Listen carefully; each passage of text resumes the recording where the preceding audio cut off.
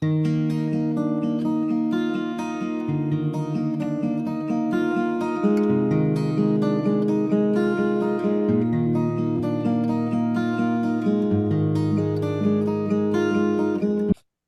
membuka Injil Matius bab 22 mulai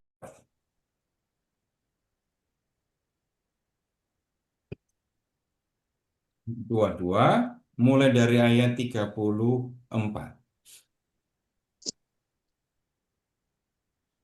Ketika orang-orang Farisi mendengar bahwa Yesus telah membuat orang-orang Saduki itu bungkam, berkumpullah mereka dan seorang dari mereka yang adalah seorang ahli Taurat bertanya untuk mencobai dia. Ahli Taurat ya yang bertanya, "Guru, perintah manakah yang terutama dalam Taurat?" Taurat itu adalah 5 kitab pertama dalam Perjanjian Lama. Kejadian, Keluaran, Imamat, Bilangan, Ulangan. Nah, dari Kejadian bab 1 sampai Ulangan bab 34, mana perintah, mana hukum yang paling penting? Nah, kemudian Tuhan Yesus menjawab, ada 2. Ayat 37. Jawab Yesus kepadanya, "Kasihilah Tuhan Allahmu dengan segenap hatimu, dengan segenap jiwamu, dan dengan segenap akal budimu." Hati, jiwa, akal budi. Itu perintah yang terutama dan yang pertama. Dan yang kedua, 39. Perintah yang kedua yang sama dengan itu ialah kasihilah sesamamu manusia seperti dirimu sendiri. Bapak Ibu, Tuhan Yesus ini mengutip ya 2 perintah dalam Taurat. Hukum terutama yang pertama, kasih Tuhan dengan segenap hati, jiwa, dan akal budimu, itu kutipan dari Ulangan bab 6 ayat 5. Kasihi sesamamu seperti dirimu sendiri, itu kutipan dari Imamat bab 19 ayat 18. Jadi Tuhan Yesus jelas merumuskan yang terutama dalam Taurat itu adalah kasih kepada Allah dan kasih kepada sesama. Kalau ada orang yang menentang hal ini, bisa dipastikan, jangan-jangan nggak membaca, nggak mempelajari hukum Taurat. Bahkan di ayat 40 Tuhan Yesus mengatakan, pada kedua perintah inilah tergantung seluruh hukum Taurat dan kitab para nabi. Jadi 2 perintah ini menjadi dasar dari hukum-hukum yang ada di dalam Taurat, ya, dan juga menjadi dasar dari yang disampaikan oleh para nabi. Jadi lihat, Tuhan menegaskan ya apa yang ada di dalam Taurat itu nggak ada masalah. Karena pada dasarnya jiwa dari hukum Taurat itu isinya adalah kasih kepada Allah dan kasih kepada sesama. Nah, kemudian kembali kita ke Matius bab 5. Yesus tidak meniadakan tetapi menggenapi. Nah, penggenapannya itu bagaimana? Bapak Ibu, eh, dalam bagian ini Matius bab 5 mulai dari ayat 21 sampai dengan 48 kita masih akan diskusikan. Yesus menunjukkan yang di perjanjian lama, yang di dalam Taurat itu sudah benar. Tapi masih ada yang kurang. Nah, yang kurang itu apa? Itu yang digenapi oleh Tuhan Yesus. Tapi sebelum itu, sekarang begini, Bapak Ibu minta tolong mengingat. Eh, Ketika kita berbicara tentang salib Tuhan Yesus, kita kan biasa mengatakan di kayu salib Tuhan Yesus mempersembahkan diri sebagai korban. Begitu kan? Korban untuk menghapus dosa manusia. Kemudian, Bapak Ibu, kita juga menyebut Yesus sebagai anak domba Allah. Kemudian yang lain lagi, Bapak Ibu silahkan mengingat peristiwa Paskah. Dalam peristiwa Paskah, ini yang kita kenakan Yesus wafat, bangkit. Yang percaya kepada Yesus akan bangkit seperti dia. Nah, apa yang kita lihat ini ya tentang Yesus, tentang korban Yesus di kayu salib mempersembahkan diri sebagai korban penghapus dosa. Bapak Ibu tidak akan bisa memahami itu kalau tidak membaca kitab Imamat. Jadi kalau tidak membaca kitab Imamat, Bapak Ibu tidak akan tahu bagaimana korban yang dipersembahkan oleh Tuhan Yesus itu membersihkan manusia dari dosa. Ya, nah akan. Jadi apa yang disampaikan di dalam kitab Imamat, bagian dari Taurat, itu dikerjakan oleh Tuhan Yesus. Dampaknya bukan hanya untuk orang Israel, tetapi untuk seluruh umat manusia.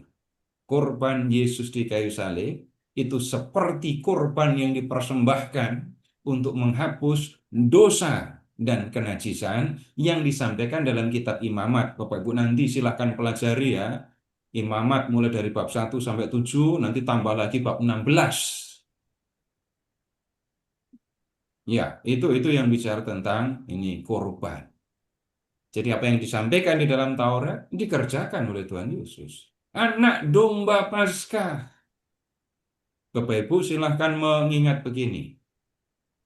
Eh, Ketika Yesus disalib di Injil Yohanes ya, itu dua orang yang disalibkan bersama dengan Yesus itu tulang kakinya dipatahkan. Ya. Tapi ya, kaki Tuhan Yesus tidak dipatahkan. Kenapa? Ini menunjukkan bahwa Yesus adalah anak domba Paskah. Dalam kitab Keluaran bab 12 ada ketentuan mengenai Paskah. Jadi pada malam itu orang harus menyembelih domba Paskah, anak domba. Kemudian tulang-tulang dari anak domba itu tidak boleh dipatahkan. Nah, dalam Injil Yohanes ditunjukkan tulang-tulang yang orang yang disalibkan bersama Yesus dipatahkan, tapi tulang Yesus tidak dipatahkan. Yesus adalah anak domba Paskah yang sesungguhnya. Dalam perayaan Paskah yang ada di kitab Keluaran, darah domba itu menyelamatkan orang Israel dari kematian. Nah, kemudian darah Yesus anak domba Paskah yang sejati itu membebaskan manusia dari dosa dan kematian. Nah, saya sampaikan kepada Bapak Ibu, ini contoh penggenapan yang dilakukan oleh Tuhan Yesus, ya, tetapi penggenapan yang ditunjukkan oleh Yesus dalam Matius bab 5 nah, agak berbeda pemahamannya. Sekarang kita mulai dengan yang ini, tunggu dulu. Silahkan ke ayat 21. Kembali ke Injil Matius bab 5 ya, ayat 21. Ini bicara penggenapan yang dilakukan oleh Tuhan Yesus ya. Kamu telah mendengar bahwa kepada nenek moyang kita dikatakan, jangan membunuh. Siapa yang membunuh harus dihukum. Namun aku berkata kepadamu, setiap orang yang marah terhadap saudaranya harus dihukum. Siapa yang mencaci maki saudaranya harus dihadapkan ke mahkamah agama. Dan siapa yang berkata jahil harus diserahkan ke dalam neraka yang menyala-nyala. Bapak Ibu, lihat ke ayat 21. Jangan membunuh. Nah, Bapak Ibu kan hafal di 10 perintah Allah di kitab Keluaran bab 22 jelas ada perintah itu. Jangan membunuh, jangan mencuri gitu ya. Jangan membunuh. Kemudian orang yang membunuh harus dihukum. Ya iyalah, proses penghukuman melalui pengadilan dulu. Ada pemeriksaan. Dan kemudian ketika terbukti orang itu membunuh dengan sengaja, maka si pelaku harus dihukum. Dan prinsip dalam menjatuhkan hukuman, Bapak Ibu silahkan mengingat, mata ganti mata, gigi ganti gigi, patah ganti Udah. patah, bengkak ganti bengkak, lecur ganti lecur, nyawa ganti nyawa. Orang yang membunuh harus dihukum. Ya, apakah itu salah? Sama sekali tidak. Perintah atau lebih tepatnya larangan untuk membunuh tidak pernah dibatalkan, tidak pernah ditiadakan oleh Tuhan Yesus. Maka kemudian apa maksud Yesus di ayat 22? Namun aku berkata kepada setiap orang yang marah terhadap saudaranya harus dihukum. Terus siapa yang mencaci maki saudaranya harus dihadapkan ke mahkamah agama. Dan siapa yang berkata kepada eh, jahil, ya, harus diserahkan ke dalam neraka yang menyala-nyala. Membunuh itu jahat. Larangan untuk membunuh itu jelas bagus. Kenapa? Melindungi manusia dari ancaman yang bisa dikatakan menghilangkan nyawanya, menghilangkan hidupnya. Ketika orang membunuh, Bapak Ibu, dalam pemahaman sederhana, orang yang membunuh itu kan menyingkirkan, meniadakan orang yang dia bunuh. Ketika orang membunuh sesamanya, dia meniadakan, dia menolak keberadaan orang yang dia bunuh itu. Kemudian, ya, orang membunuh itu bisa dengan macam-macam alasan. Tidak senang dengan orang itu, iri, kemudian sombong. Kemudian ada lagi orang yang ya bangga ketika sudah membunuh, Ya. sudah bisa menyingkirkan orang lain. Itu jahat. Taurat melarang orang untuk membunuh. Tapi kemudian, Bapak Ibu, tolong ingat-ingat ya, marah. Bapak Ibu pernah marah? Pernah. Yang tolong, Banyak kali. yang tolong diingat itu bukan memarahi anak, ya. Tapi Bapak Ibu silahkan mengingat marah karena benci. Pernah belum? Ada sepelayanan. Kalau kalau kadang itu malah lebih dari satu. Kalau pernah itu satu kali sudah cukup. Nah, sekarang tolong ingat-ingat Bapak Ibu ya, tolong ingat-ingat ketika kita marah. Eh, Ini kalau videonya dinyalakan, tolong tunjukkan ekspresi ketika marah dengan benci. Marah yang disertai benci. Wajahnya berubah apa enggak? Berubah. Berubah. Lalu lihat, kalau sedang bicara, marah dan bicara ya, nadanya bagaimana? Rendah apa tinggi? Tinggi, tinggi. Temponya Waduh, cepat. lebih parah. Oke, oke. Dan kemudian, Bapak Ibu, ini ya, marah yang disertai benci. Bapak Ibu, ini tadi saya ngomong cara ekspresi dan cara berbicara ya. Tapi perhatikan juga kata-kata yang terucap ketika saya marah karena benci. Astaga. Marah karena kecewa. Kasar bahasanya. Ada bahasa yang kasar, ada kata-kata yang tidak senonoh, ada Ada. kebaikan yang diungkit, ada kejelekan yang diungkap. Ya. Nah, kemudian itu kalau marah. Kemudian mencaci maki. Nah, ini mirip dengan marah. Menghina. Mencaci maki itu kita menemukan ada ungkapan-ungkapan, ada kata-kata yang merendahkan dan karena merendahkan juga menyakitkan. Mm-mm. Kemudian yang berikutnya berkata jahil, cuma satu kata, satu kata. Jahil. Ini bukan soal bercanda ya, tapi ngatain orang, menyampaikan satu kalimat yang negatif untuk orang lain dan itu merupakan satu penghakiman sekaligus penghukuman. Nah, sekarang Jahil. ini Bapak Ibu tolong ingat-ingat ya. Bapak Ibu lebih gampang menyakiti orang itu pakai tangan atau pakai kata? Pakai kata. Kata. Pakai kata. Kata. Nah, Bapak Ibu lihat urutannya ya. Marah, tapi ini marahnya karena benci. Kemudian mencaci maki, kemudian ngatain orang jahil. Ini semua pakai kata. Ya, pakai kata. Orang bisa merendahkan, menyingkirkan orang lain hanya dengan menggunakan kata.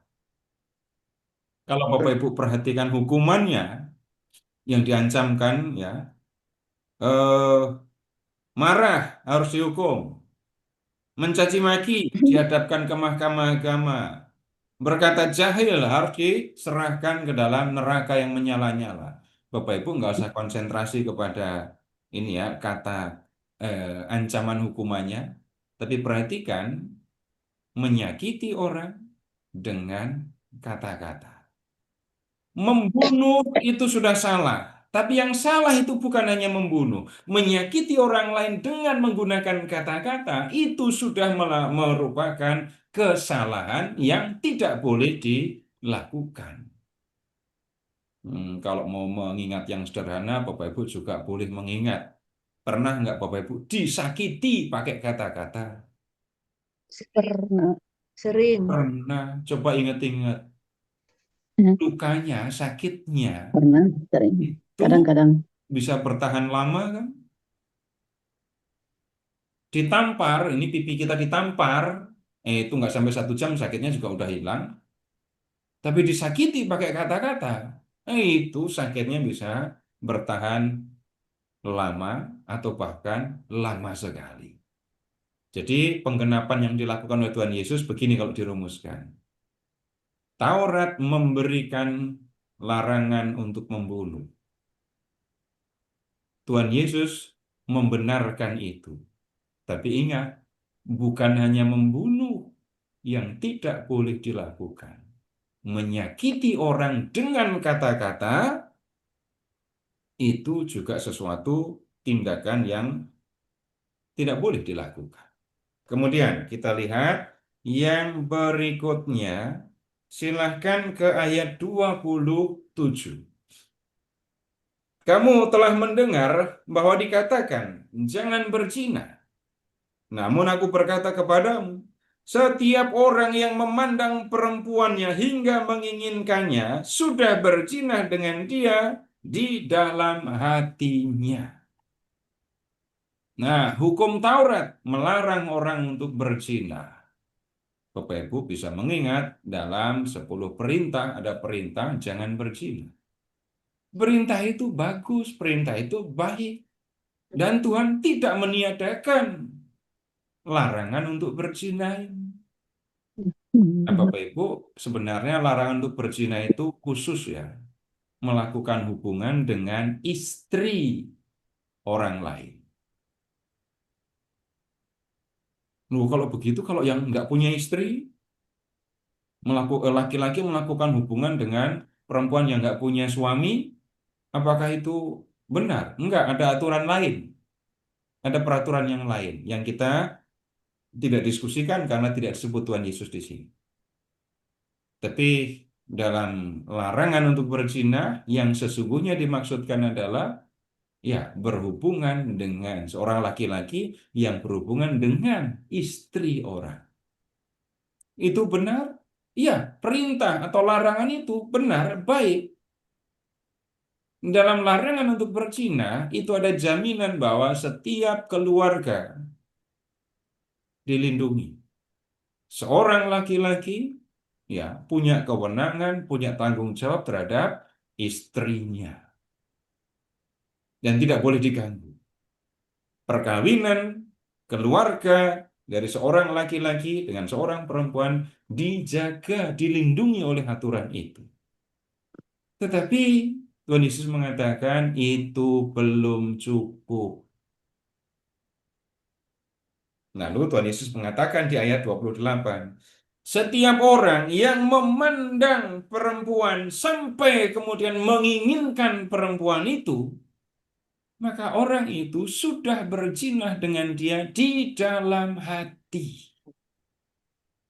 Bapak Ibu, silahkan membuat perbandingan zina dalam arti yang sesungguhnya dengan zina di dalam hati. Ya, zina yang sebenarnya itu sudah jelas perlu usaha dan ada risiko sangat serius. Ya, tapi zina di dalam hati nggak ada yang tahu, nggak ada risikonya untuk diri sendiri maupun untuk orang lain. Nah, sekarang Bapak Ibu, begini yang dimaksudkan oleh Tuhan Yesus sebenarnya apa? Bapak Ibu tolong mengingat ungkapan yang mungkin kita dengar waktu kecil ya. Iya, berpikir benar, berbicara benar, bertindak benar. Kemudian berikutnya, Bapak Ibu silakan juga mengingat hati yang suci dan pikiran yang bersih. Ya, Bapak Ibu sekarang begini, eh, ini karena ngomong tentang zina, ngomong hubungan laki-laki dan perempuan, ini sebenarnya sampai saya paling nggak nyaman, paling takut bicara itu. Dari dulu saya kalau disuruh bicara begini udah saya bingung. Tapi saya ya harus bicara karena ini yang kita diskusikan. Sekarang begini, keinginan manusia untuk soal seksual itu munculnya di dalam hati atau di otak. Di Otak. Nah, Pikir.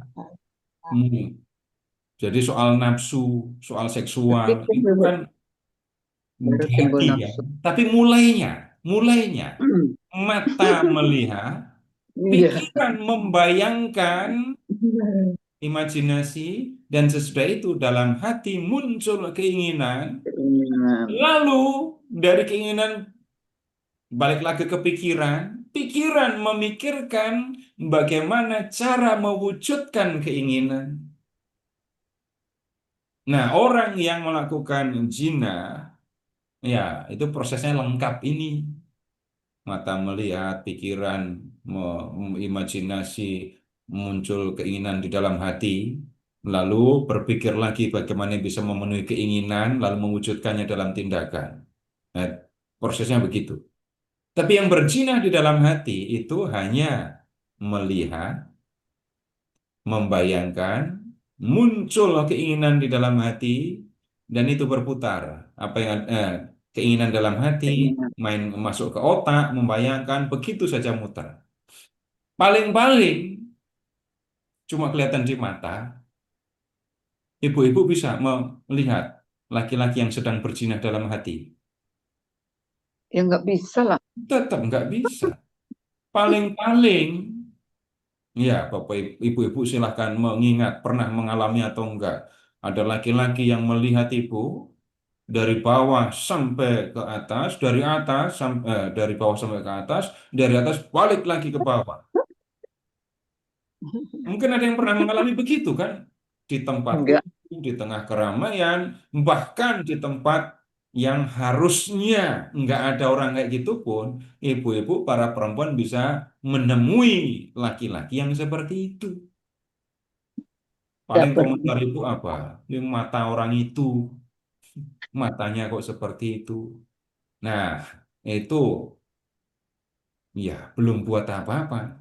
Tapi mata dan wajah sudah menunjukkan sikap yang negatif. Tetapi, Bapak Ibu, lensa mata tidak bergeser pun orang bisa melakukan zina dalam hati. Tanpa menggeser lensa mata, tanpa ekspresi wajah berubah, orang sudah bisa melakukan dosa kesalahan yang disebut oleh Tuhan Yesus ini. Yang sebenarnya dimaksudkan oleh Tuhan Yesus apa kalau begitu? Orang harus menjaga kebersihan pikiran, menjaga kesucian hati, dan kemudian tentu saja yang paling awal ya, menjaga pandangan. Nah, kemudian ada juga sikap yang bisa dikatakan lebih buruk, Bapak Ibu, kalau eh, ya orang juga bisa loh ya memandang sesama manusia lawan jenis itu sebagai sarana alat untuk memenuhi hawa nafsu. Itu jelas sudah soal yang sangat serius ya. Tetapi kemudian ketika itu hanya disimpan di dalam pikiran dan di dalam hati, Tuhan Yesus mengatakan itu pun sudah salah. Jangankan berzina dalam arti yang sebenarnya. Ya, memandang perempuan sampai menginginkannya, itu sudah berzina di dalam hati. Lebih luas, para pengikut Yesus ya diingatkan supaya tidak hanya menjaga perilaku, tetapi juga menjaga pikiran dan hati supaya tetap bersih. Nah, dalam hal ini Bapak Ibu, kemudian Tuhan Yesus mengingatkan sikap yang harusnya dimiliki oleh para pengikutnya berkaitan dengan dosa. Lihat kalimat berikutnya di ayat 29. Jika matamu yang kanan menyebabkan engkau berbuat dosa, cungkillah dan buanglah, karena lebih baik bagimu jika satu dari anggota tubuhmu binasa daripada tubuhmu seutuhnya dicampakkan ke dalam neraka. Jika tangan kananmu menyebabkan engkau berbuat dosa, penggalah dan buanglah, karena lebih baik bagimu jika satu dari anggota tubuhmu binasa daripada tubuhmu seutuhnya masuk neraka. Nah, ungkapan yang kita temukan di ayat 29 dan 30 ini Bapak Ibu, ini menunjukkan sikap yang diajarkan oleh Tuhan Yesus terhadap dosa. Gini, Bapak Ibu kan sudah lama mengikuti Tuhan Yesus kan ya? Bapak Ibu sudah berapa tahun jadi murid Yesus? Kecil. 20, 30, 50. 29. Ada yang 60 tahun, bahkan ada yang 70 tahun ya. Selama Bapak Ibu mengikuti Tuhan Yesus ya, selama Bapak Ibu menjadi murid Yesus, pernah nggak Bapak Ibu mendengar Tuhan Yesus itu memaklumi dan kompromi terhadap dosa? Apakah Bapak Ibu pernah mendengar Tuhan Yesus memaklumi kalau murid-muridnya itu berdosa? Silahkan jawab. Udah lama kan Bapak Ibu ikut Tuhan Yesus? Saya termasuk yang belakangan ikut. Tidak. Nggak pernah. Enggak apa-apa kamu berdosa. Kamu kan manusia. Enggak pernah Tuhan bilang begitu kan? Tidak pernah juga Tuhan mengatakan, sebelum kamu berdosa, aku sudah mengampuni kamu. Jadi kalau kamu berdosa, berdosa saja. Enggak pernah begitu. Ampun.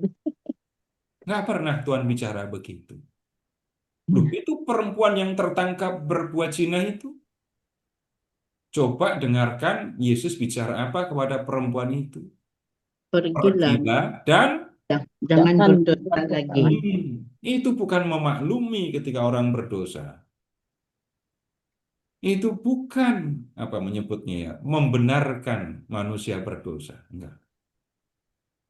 Nah, ini kan berlawanan dengan sikap banyak pengikut Yesus yang kalau berdosa mengatakan enggak apa-apa berdosa. Namanya juga manusia. Manusia. Tambah lagi kutip kata-kata Tuhan Yesus. Wajar kalau orang berdosa. Tuhan tahu kok kalau manusia itu lemah. Ya, Iya. sekarang berani ngomong begitu. Nanti kalau ketemu Tuhan ngomong aja sendiri kayak gitu. Orang Katolik punya alasan tambahan. Aku dosa. Kan ada sakramennya sakramen pengakuan atau sakramen tobat? Sakramen Tobat. Ya, sakramen tobat, bukan pengakuan jadinya ya.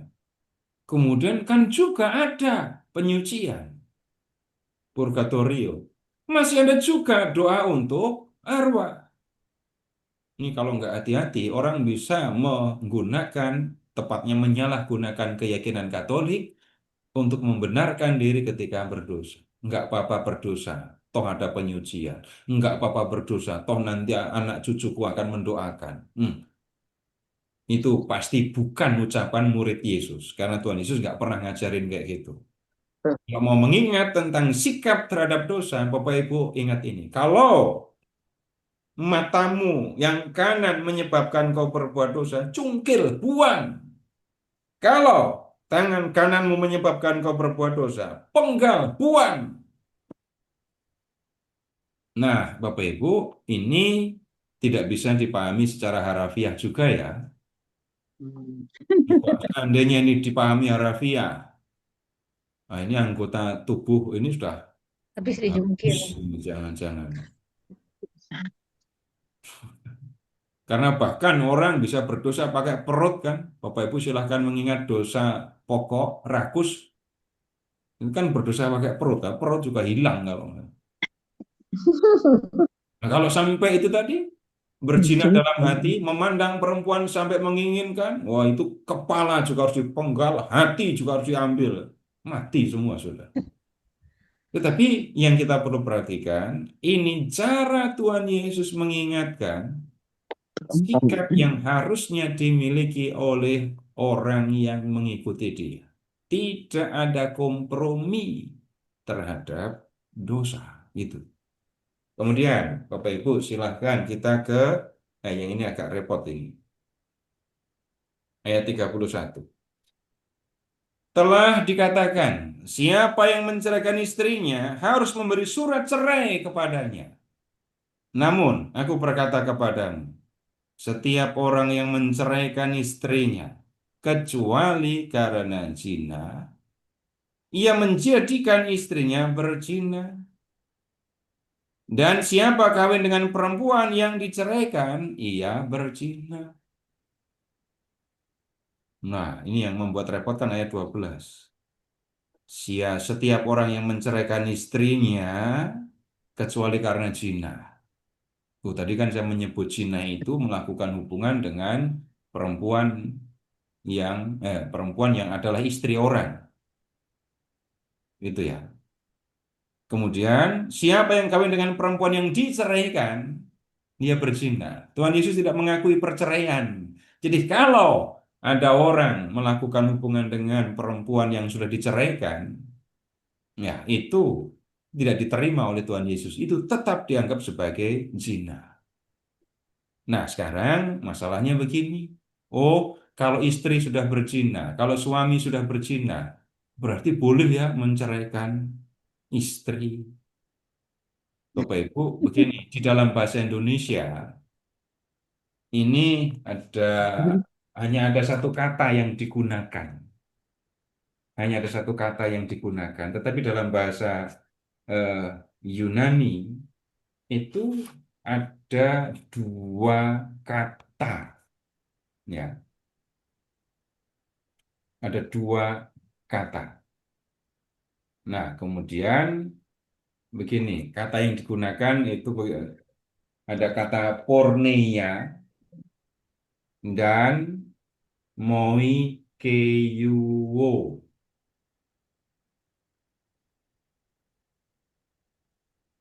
Ini kata ini nggak biasa, tapi sekarang begini dulu. Eh,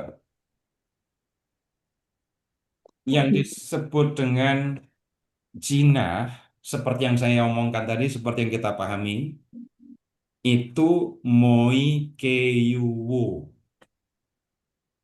Kecuali karena jinah, itu bukan moikeuo, tapi porneia. Dari situ muncul kata porno itu. Nah sekarang Bapak Ibu begini, eh, dalam gereja Katolik, dan kemudian jauh sebelum gereja Katolik dalam hukum agama Yahudi ya, ada perkawinan yang dilarang, tidak diperbolehkan. Misalnya, Bapak Ibu sekarang tolong ya membuka 1 Korintus.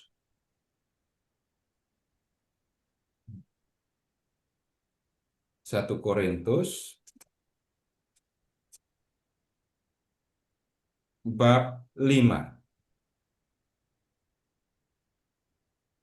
1 Korintus bab 5, Bapak Ibu lihat ke ayat 1. Apa yang dikatakan di situ? 1 Korintus bab Maaf 5, Pak, 1 Korintus berapa Pak? bab Sinyal 5, putus-putus. Memang, ya, 1 memang orang Korintus mendengar bab 5 bahwa ada ayat percabulan di 1. antara kamu.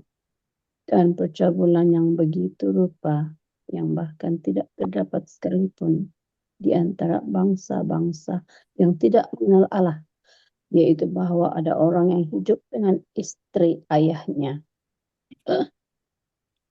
Nah, perhatikan kata hidup dengan istri ayahnya. Paulus menentang keras praktek ini. Maksudnya apa ini? Istri ayah itu bukan ibu saya. Ya Istri benar, ibu saya itu istri ayah saya. Tapi ungkapan istri ayah saya itu ayahnya. artinya ibu tiri saya. Begitu kan? Betul. Sekarang silahkan Bapak Ibu memikirkan. Seorang anak tiri memperistri ibu tirinya.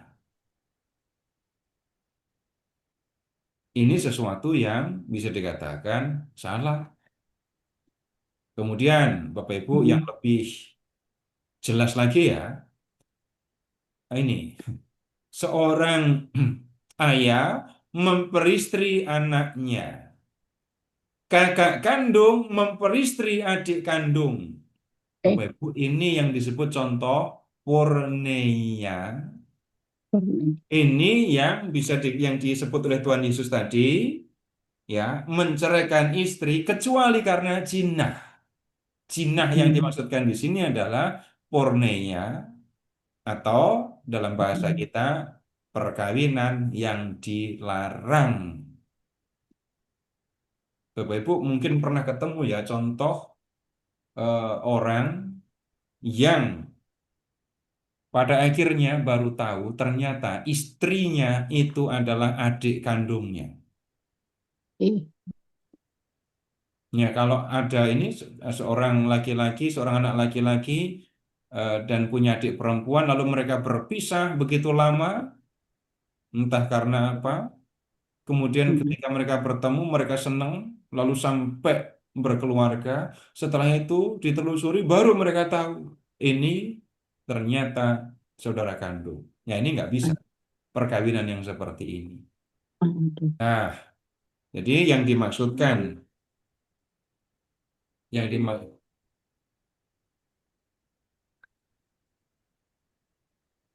dimaksudkan kecuali karena zina itu. Nah, kemudian berikutnya di masih ayat 32 ya. Ia menjadikan istrinya berzina. Kalau seorang laki-laki menceraikan istrinya, maka laki-laki itu menjadikan istrinya berzina. Kenapa kok begitu? Sekarang Bapak Ibu supaya lebih jelas, kita pindah dulu ke Injil Matius bab 19.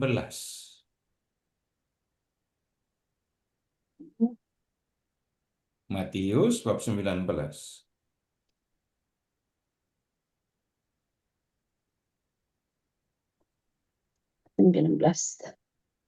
Ya, Matius bab 19. Sudah ketemu? Ayat 3. Orang-orang Farisi ini datang ya untuk mencobai Yesus. Mereka mengajukan pertanyaan. Apakah diperbolehkan orang menceraikan istrinya dengan alasan apa saja? Lalu Yesus menjawab, tidakkah kamu baca bahwa Ia yang menciptakan manusia sejak semula menjadikan mereka laki-laki dan perempuan dan berfirman. Karena itu, laki-laki akan meninggalkan ayahnya dan ibunya dan bersatu dengan istrinya sehingga keduanya itu menjadi satu daging. Demikianlah mereka bukan lagi dua, melainkan satu. Karena itu, apa yang telah dipersatukan Allah tidak boleh diceraikan manusia. Jadi Tuhan Yesus menunjukkan perkawinan laki-laki dan perempuan itu dikehendaki oleh Allah. Mereka berdua dipersatukan oleh Allah, dan karena itu manusia tidak punya kuasa untuk menceraikannya. Bapak Ibu, saya tidak berbicara tentang anulasi di dalam gereja Katolik ya. Tapi yang disampaikan oleh Tuhan Yesus ini adalah prinsip dasar dalam perkawinan. Laki-laki dipersatukan dengan perempuan dalam ikatan suami istri. Dan yang menyatukan itu Allah. Maka manusia tidak punya kewenangan untuk menceraikan. Tapi kemudian ayat 7, mereka bertanya, jika demikian apa sebabnya Musa memerintahkan untuk memberikan surat cerai ketika menceraikan istrinya? Lalu Yesus menjelaskan, ayat 8, karena kekerasan hatimu, Musa mengizinkan kamu menceraikan istrimu, tetapi sejak semula tidaklah demikian. Ya. Namun aku berkata kepadamu, siapa saja yang menceraikan istrinya kecuali karena zina, lalu kawin dengan perempuan lain, ia berzina. Nah, sekarang begini Bapak Ibu, kembali ke Injil Matius bab 5 ayat 31. Dalam hukum Taurat ya, di kitab Ulangan bab 24, memang ada ketentuan untuk menceraikan istri. Caranya gampang sekali. Nggak senang dengan istrinya, tulis surat cerai, suratnya dikasihkan ke istrinya, suruh istri pergi. Selesai. Menceraikannya begitu itu. Nah, Tuhan Yesus, Bapak Ibu, menunjukkan itu bukan kehendak Allah. Itu adalah aturan yang dibuat oleh Musa karena orang Israel menuntut dan tuntutan mereka sangat keras. Baik, Bapak Ibu, sampai di sini dulu. Silahkan kalau ada yang perlu disampaikan. Ya, silahkan Pak Ferry. Baik, Kak Seto, terima kasih untuk bagian yang pertama. Bapak Ibu dipersilakan jika ada yang ingin ditanyakan atau ingin diperjelas dari pembahasan pertama Injil Matius bab 5 ayat 17. Yesus dan hukum Taurat perikopnya. Silakan Bapak Ibu. Tanya Pak Herianto. Boleh Pak. Ya Pak Heri, silakan Pak Heri dari Palembang. Selamat malam Pak Kasino. Selamat malam, tapi kok saya nggak lihat gambarnya ini. Oh boleh. Oh iya Pak. Nah, sudah kelihatan Pak. Ya, sudah Pak. Nanti kalau saya ke Palembang supaya gampang mengenalinya Pak. Oh boleh Pak. Saya juga pengen ketemu Bapak di kampung sawah Pak ya. Saya Ya. sempatkan nanti Pak. Pak, tentang menggenapi itu kalau saya lihat sepertinya Tuhan Yesus itu sepertinya memagari hukum di Sinai itu ya. Jadi asal muasal dari membunuh itu adalah dari membenci, berzina dari pikiran. Apa seperti itu, Pak? Jadi Tuhan Yesus dia memagari supaya hukum itu jangan ditabrak. Sebelum ditabrak sudah dipagari dengan yang lebih jauh lagi dari akar dari dosa-dosa itu, Pak. Itu pertanyaan saya. Terima kasih. Ya, kalau Bapak memakai istilah memagari, tapi harus dijelaskan ya. Tapi yang sebenarnya yang kita temukan, gini, Tuhan Yesus tidak hanya mengurus perbuatan, tindakan yang kelihatan, tapi juga memperhatikan apa yang ada di dalam pikiran dan di dalam hati. Jadi kalau kita amati akan lengkap Bapak Ibu. Taurat jelas memperhatikan soal tindakan, ya. Tapi kemudian Tuhan Yesus minta para pengikutnya memperhatikan ucapanmu, perhatikan, pikiranmu, perhatikan, hatimu, perhatikan. Itu apakah Bapak kalau Bapak menggunakan istilah memagari ya harus dijelaskan begitu. Jadi nanti kalau memagari soalnya saya memahami kata memagari itu dengan cara yang ini berbeda. Tetapi Tuhan Yesus kalau ya tadi yang ada di dalam teks menggunakan kata menggenapi. Yang ada di dalam Taurat itu sudah bagus, tapi kurang. masih ada yang perlu dilengkapi. Nah, tentang perceraian tadi Bapak Ibu memang berbeda jadinya ya. Tuhan Yesus menunjukkan perceraian itu bukan sesuatu yang dikehendaki oleh Allah. Itu adalah aturan yang dibuat Musa karena kerasnya hati orang Israel. Ya, begitu Pak. Oke, makasih Pak. Ya, Ya, Pak, baik, Bapak. Pak, Oh, saya boleh bertanya, Pak? silakan Pak Manli ya. Pak Nah, Manli. eh, sebelumnya mohon maaf Pak ya kalau saya terlewat penjelasan Pak Seto tadi karena saya ikutnya di mobil nggak terlalu fokus. Tapi kebetulan saya baru pengikut Kristus 4 tahun Pak Seto. Jadi mungkin saya kadang dihadapkan dengan ya guyonan lah ya kadang-kadang sebenarnya. Tapi perlu juga untuk bekal pengetahuan. Mohon maaf kalau nanti Pak Seto udah menjelaskan sebelumnya. Kata di dalam Alkitab kan dikatakan tadi Yesus berkata dilarang untuk tidak menceraikan istri kecuali berzina. Tetapi yang sepengetahuan saya belajar di Katakumen waktu Katakumen dan sampai sekarang waktu belajar MRT kan tidak boleh bercerai dengan alasan apapun, yang ada adalah anulasi dan itu pun harus melalui proses yang panjang. Nah, menanggapi misalnya kalau ada pertanyaan seperti itu, Romo lagi Pak Seto, itu kira-kira penjelasannya seperti apa ya? Terima kasih. baik. Begini Pak, dalam bahasa Yunani, Bapak lihat teksnya ya. Bapak perhatikan teksnya,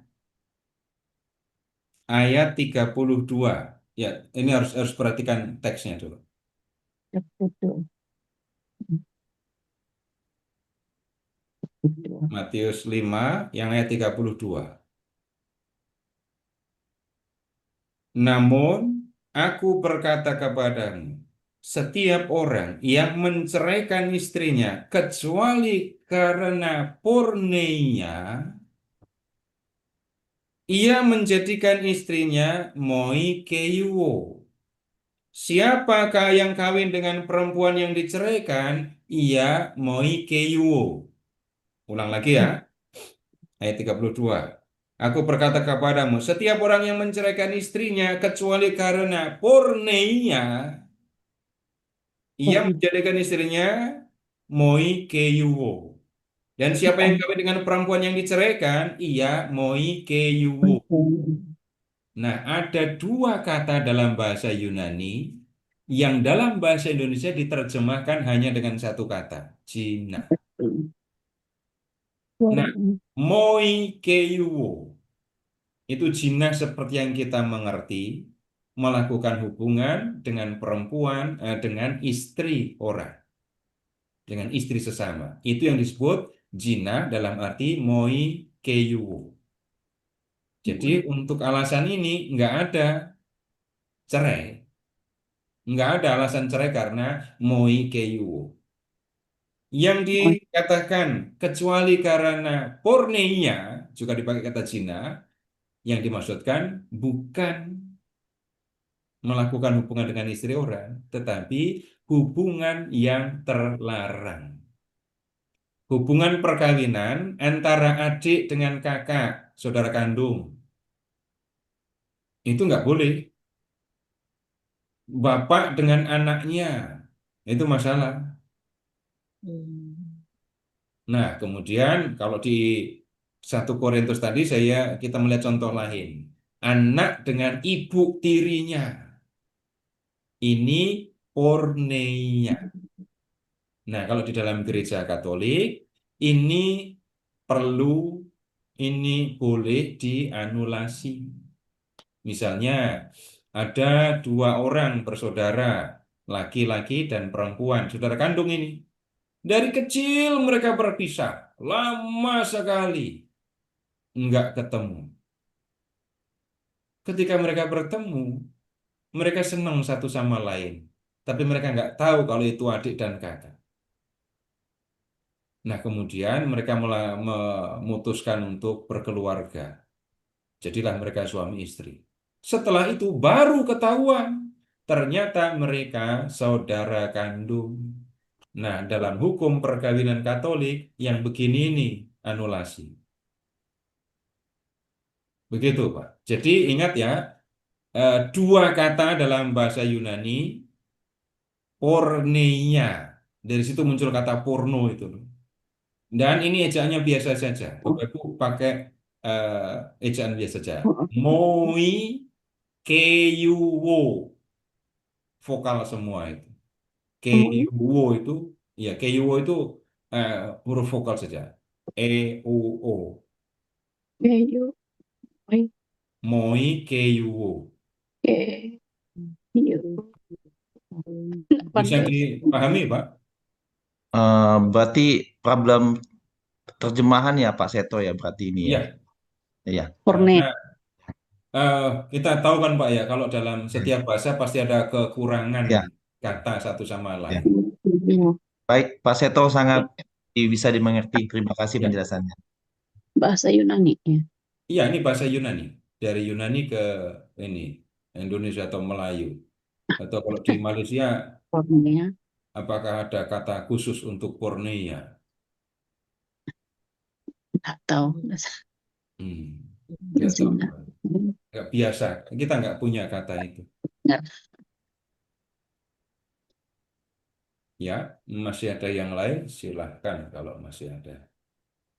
Silakan Bapak Ibu. Nanti Bapak Ibu boleh belajar khusus tentang hukum perkawinan Katolik ya. Jadi apa kita belajar spiritualitas, belajar teologinya gitu ya. Tapi kemudian kalau ada urusan, ada kasus-kasus itu urusannya dengan hukum tadi. Baik, masih ada yang lain?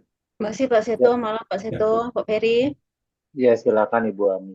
Ini di luar perceraian. Saya mau ke ayat 25 Pak Seto. Segeralah berdamai dengan lawanmu selama engkau bersama-sama dengan dia di tengah jalan, supaya lawanmu itu jangan menyerahkan engkau kepada hakim dan hakim menyerahkan engkau kepada pembantunya dan engkau dilemparkan ke dalam penjara.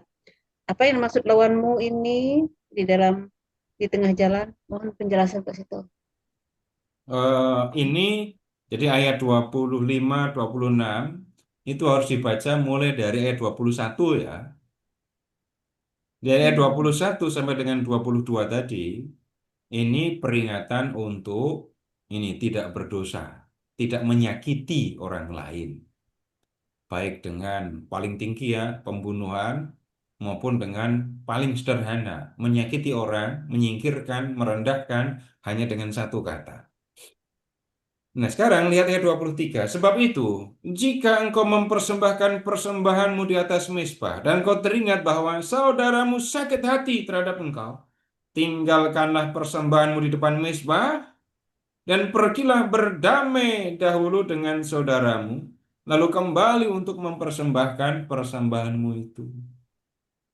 Kalau kamu ingat, ya, kamu mau mempersembahkan korban, tapi kamu sudah nyakitin orang. Maka berdamailah dulu dengan saudaramu. Supaya apa? Ketika kamu mempersembahkan korban kepada Tuhan, relasimu dengan sesama sudah benar.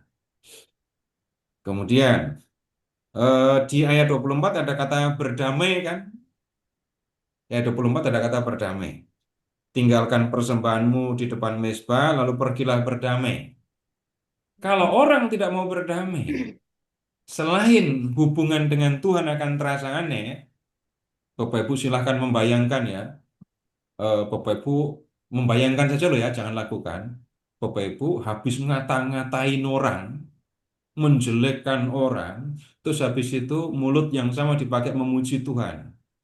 Bapak Ibu akan menemukan rasa yang aneh di dalam diri apa enggak? Atau Bapak Ibu ini yang supaya lebih jelas lagi ya, Bapak Ibu habis mukulin orang pakai tangan, terus tangan yang sama dipakai untuk bikin tanda salib. Nah, itu pasti sesuatu yang dalam hati pun saya akan merasa ada yang aneh gitu. Nah, karena itu peringatannya kalau kamu mau mempersembahkan korban dan kamu ingat ada orang yang sakit karena kamu, maka kamu datangi orang itu dan berdamai dulu dengan orang itu. Relasimu dengan sesama baik, relasimu dengan Tuhan juga baik. Nah, ada kata berdamai di situ. Apa dampaknya kalau sampai orang tidak berdamai? Segeralah berdamai dengan lawanmu selama engkau bersama dia di tengah jalan, supaya lawanmu itu jangan menyerahkan engkau kepada hakim, dan hakim itu menyerahkan engkau kepada pengawal, dan engkau dilemparkan ke dalam penjara. Nah, Bapak Ibu, lihat, ada kamu, ada lawanmu. Kemudian, kamu dan lawanmu sedang bersama dengan dia. Jadi kamu dan lawanmu sedang berjalan bersama menuju kemana? Hakim. Nah, kalau kamu mengalami yang seperti itu, ya selesaikan. Berdamailah dengan dia ketika kamu on the way ke hakim tadi. Jangan sampai kamu sampai kepada hakim. Kalau kamu sudah bersalah menyakiti orang dan kamu dibawa kepada hakim, maka hakim akan menghukum kamu. Nah, jadi yang diingatkan, kamu sudah menyakiti orang. Kamu bersalah, kamu menyakiti orang. Nah, orang yang kamu sakiti, itulah lawanmu. Itulah orang yang, ya, disebut di sini lawanmu. Kalau orang itu membawa kamu kepada hakim, kamu selesaikan di jalan. Selesaikan sebelum kamu sampai kepada hakim. Karena kalau tidak, kalau kamu sampai dibawa kepada hakim, maka risikonya adalah kamu akan terima hukuman. Jadi Bapak Ibu, di ayat 21 dan 22, ini seperti yang lain, Yesus menggenapi hukum Taurat. Kemudian di ayat 23 sampai dengan 24, ini urusannya ya berdamai dengan sesama, itu harus dilakukan supaya orang punya hubungan baik dengan Tuhan. Ayat 25 dan 26 bicara tentang ya berdamai dengan orang supaya ya tidak ada resiko untuk dirimu sendiri. Bisa dipahami, Bu? Baik, terima kasih Pak Seto. Ya, sama-sama. Ada lain? Kalau ada satu lagi, silahkan. Ya, Bapak Ibu, masih ada kesempatan untuk satu penanya atau ada yang ingin dikomentari. Baik, kalau nggak ada, nih kita ke ayat 33. Ya, bisa jadi ini sesuatu yang jauh dari kita. Maksudnya jarang kita berkaitan dengan sumpah gitu ya. Ayat 33, kamu telah mendengar bahwa kepada nenek moyang kita dikatakan, jangan bersumpah palsu, melainkan peganglah sumpahmu kepada Tuhan. Nah, Bapak Ibu, ya karena ini dikatakan di dalam Taurat dan kita jarang mendengarnya, Bapak Ibu tolong lihat ya, ayat 33 itu referensinya kemana? Lihat di bagian paling bawah itu. 33 Imamat 19 ayat 12. 19 ayat berapa? Ayat 12. Ayat 12. 2. Kita lihat contoh di situ.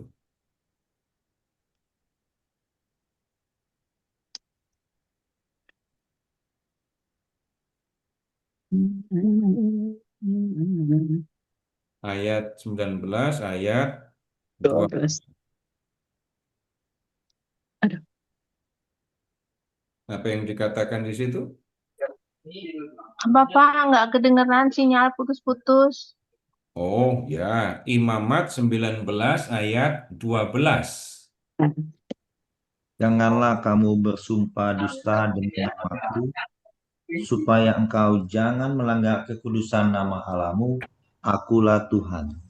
Jadi jelas ya, Taurat menyampaikan peringatan supaya orang tidak bersumpah. Kemudian, sekarang Bapak Ibu, sumpah itu apa? Sumpah. dalam hal ini kita perlu ingat Bapak Ibu bahwa di zaman Yesus, di zaman Perjanjian Lama, kita tidak ketemu dengan ini notaris, kita tidak ketemu dengan apa nyebutnya ya surat perjanjian. Tapi orang dari zaman kuno bahkan sampai sekarang itu percaya pada kekuatan kata. Kekuatan kata. Kalau sekarang orang mengatakan yang paling kuat dari antara semua kata-kata itu adalah kata-kata yang diucapkan oleh ibu, gitu apa enggak? Itu seorang ibu bisa mengucapkan kata, lalu yang dikatakan terjadi, anaknya jadi batu itu. Si tanggang.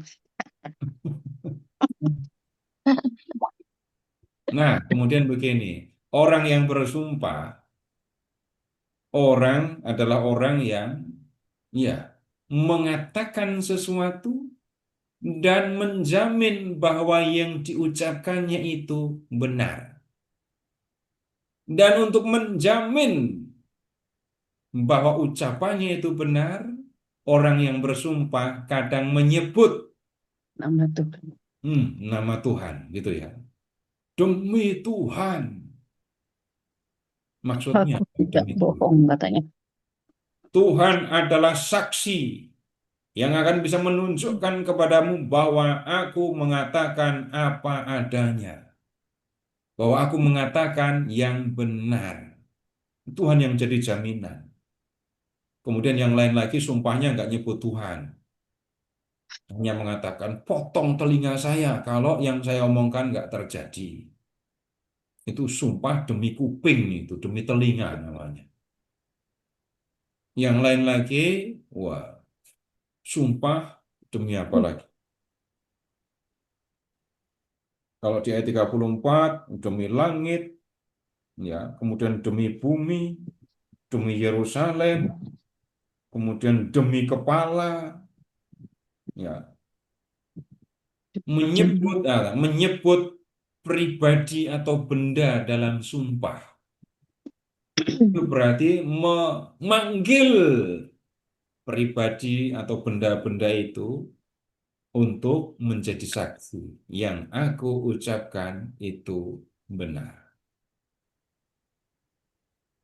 Itu sumpah.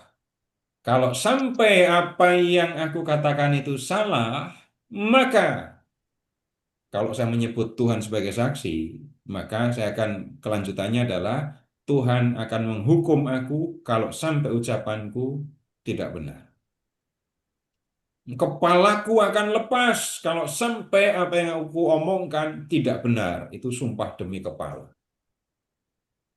Jadi untuk mendukung ucapan, orang yang bersumpah itu harus menyebut benda, menyebut orang, bahkan menyebut Tuhan itu. Nah, itu peringatan untuk tidak bersumpah. Itu sudah benar. Itu ya. Tetapi lihat ayat 34. Namun aku berkata kepadamu, janganlah sekali-kali bersumpah, baik demi langit karena langit adalah tahta Allah, maupun demi bumi karena bumi adalah tumpuan kakinya, ataupun demi Yerusalem karena Yerusalem adalah kota raja besar. Janganlah engkau bersumpah demi kepalamu, karena engkau tidak berkuasa memutihkan atau menghitamkan selai rambut pun. Ya, lihat Bapak Ibu ke ini yang ditunjukkan di ayat 32, ayat 33, itu ternyata kok sumpah palsu. Ya, kalau di kitab Imamat tadi, janganlah kamu bersumpah palsu. Tapi Yesus mengatakan, jangan bersumpah demi apapun. Jadi kalau di kitab di Taurat, peringatannya kan baik ya, jangan bersumpah palsu. Kalau sumpah yang benar ya nggak apa-apa. Begitu jadinya. Tuhan Yesus mengatakan, udah nggak usah bersumpah. Nggak usah nyebut orang lain, pribadi lain, benda lain, apalagi Tuhan, untuk menjamin, untuk Kebenaran. membuat orang percaya kepada ucapanmu. Terus harus bagaimana? Ayat 37. Jika iya, hendaklah kamu katakan iya. Jika tidak, hendaklah kamu katakan tidak. Kalau memang iya, bilang iya. Kalau tidak, bilang tidak. Sudah selesai. Tidak usah. Hanya mau mengatakan ya, panggil langit, panggil bumi, panggil Yerusalem, panggil bait Allah. Suruh mereka semua menyaksikan bahwa ucapanku adalah ucapan yang benar. Tuhan mengatakan semua itu ada di luar kekuasaanmu. Kamu bersumpah demi kepalamu. Kamu nggak bisa ngurus kepalamu.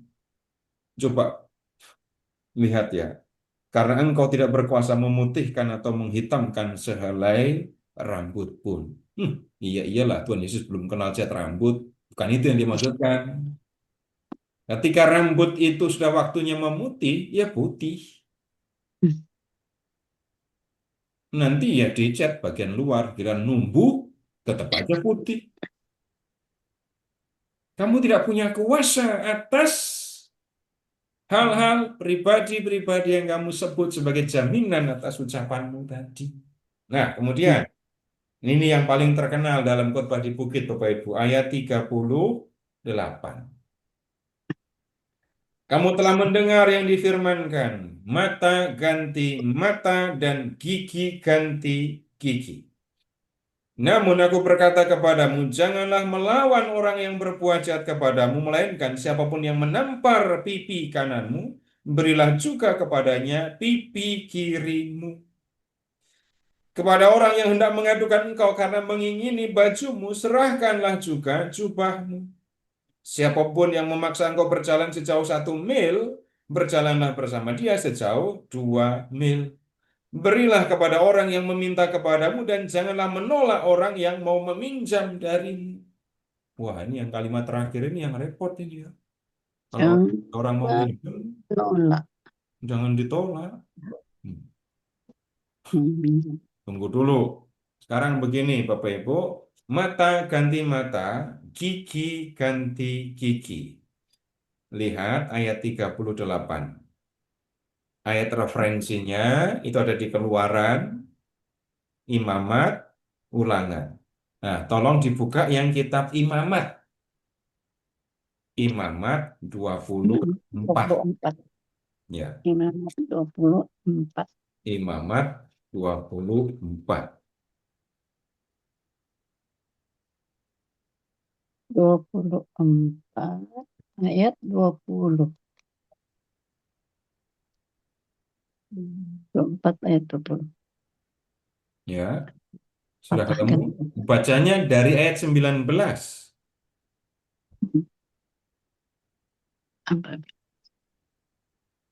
Apabila seseorang membuat orang sesamanya bercacat, maka seperti yang telah dilakukannya, begitulah harus dilakukan kepadanya. Patah ganti patah, mata ganti mata, gigi ganti gigi. Seperti dibuatnya orang lain bercacat, begitulah harus dibuat kepadanya. Nah, sekarang Bapak Ibu amati teks ini ya. Orang seringkali membaca mata ganti mata, gigi ganti gigi itu sebagai ajaran, bahkan anjuran untuk membalas, untuk melakukan balas dendam. Ya, itu yang seringkali terjadi. Apakah Taurat mengajarkan balas dendam? Mumpung masih di kitab Imamat, Bapak Ibu buka Imamat 19 ayat 18. Imamat 19 ayat 18. Janganlah engkau menuntut balas, dan janganlah menaruh dendam terhadap orang-orang sebangsamu, melainkan kasihilah sesama manusia seperti dirimu sendiri. Akulah Tuhan. Baik, di Imamat 19:18 itu malah peringatan kan supaya orang tidak menuntut balas supaya orang tidak membalas dendam kan? Mm. Nah, kalau begitu mata ganti mata bertentangan dengan itu. Iya, mata ganti mata, gigi ganti gigi itu bukan anjuran untuk balas dendam. Itu adalah prinsip dalam menjatuhkan hukuman. Bapak Ibu silahkan mengingat begini ya. Saya tidak belajar tentang sejarah hukum. Saya pernah, waktu bikin skripsi dulu, saya buat filsafat hukum tentang penjara, ya. Tapi yang saya nggak pelajari itu justru sejak kapan penjara sebagai hukuman. Maksudnya, orang yang melakukan kesalahan, pembunuhan berencana, itu dipenjara 20 tahun. Lalu yang melakukan apalagi nanti hukumannya berapa tahun. Itu bukan dari dulu seperti itu. Paulus itu dipenjara, tapi bukan karena vonis 5 tahun, bukan. Paulus dipenjara, atau lebih tepatnya ditahan di dalam penjara menunggu proses pengadilan. Jadi di zaman itu belum ada orang atau gimana ya, sistem penghukuman dalam arti vonis berupa kurungan, gitu ya, itu belum ada. Tetapi prinsip bahwa hukuman harus adil, nah itu sudah ada sejak lama. Mm. Maksudnya adil itu bagaimana? Kalau kamu ya Mata mata. memukul tangan sesamamu sampai tangannya patah, maka kamu bersalah. Pengadilan sudah ada hakim ya, akan memeriksa kamu. Dan kalau memang kamu ini melakukan kesalahan, memukul tangan sesamamu sampai patah, maka kamu harus dihukum. Hukumannya apa? Bukan denda, bukan penjara. Hukumannya Mata adalah tangan. tanganmu dipukul sampai patah. Aduh. Jadi kalau kita menemukan ungkapan ini, Bapak Ibu coba lihat ayat 20 tadi ya. Sorry, kembali ke Imamat 24 yang ayat 20. Patah ganti patah, mata ganti mata, gigi ganti gigi. Nah ini, seperti ia membuat orang lain cacat, begitulah harus dibuat kepadanya. Jadi ini bukan, wah, adikku sudah dipukul, maka aku harus cari orang itu dan nanti aku akan memukul dia. Bukan itu yang diajarkan. Ada orang melakukan kesalahan, bawa kepada hakim, diperiksa. Kemudian ketika hakim memutuskan memang orang ini bersalah, maka orang itu harus dihukum. Hukumannya apa? Hukumannya adalah orang itu ya akan dibuat sama dengan korbannya. Bahkan begini, Bapak Ibu tahu kisah Susana kan ya? Susana. Susana itu difitnah oleh 2 orang pemimpin, tapi kurang ajar. Susana difitnah. Ketika Susana dihadapkan pada sidang, tuduhannya adalah ya melakukan hubungan dengan laki-laki dan tuntutannya adalah hukuman mati. Di 2 orang itu pengen supaya Susana dibunuh.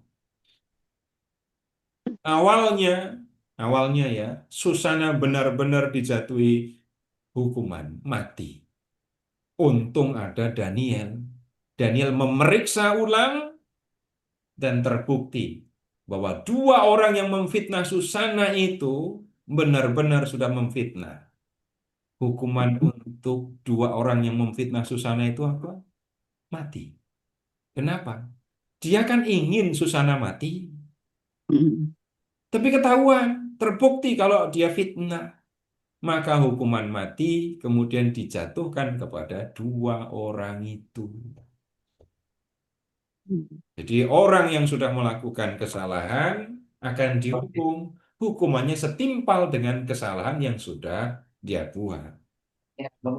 Nah, kalau urusannya mencuri, nyuri kambing orang, itu lebih sebenarnya, karena hukumannya denda. Nyuri 1, ngembaliinnya 4, gitu. Itu di kitab Keluaran bab 22. Nah, kemudian berikutnya juga begini.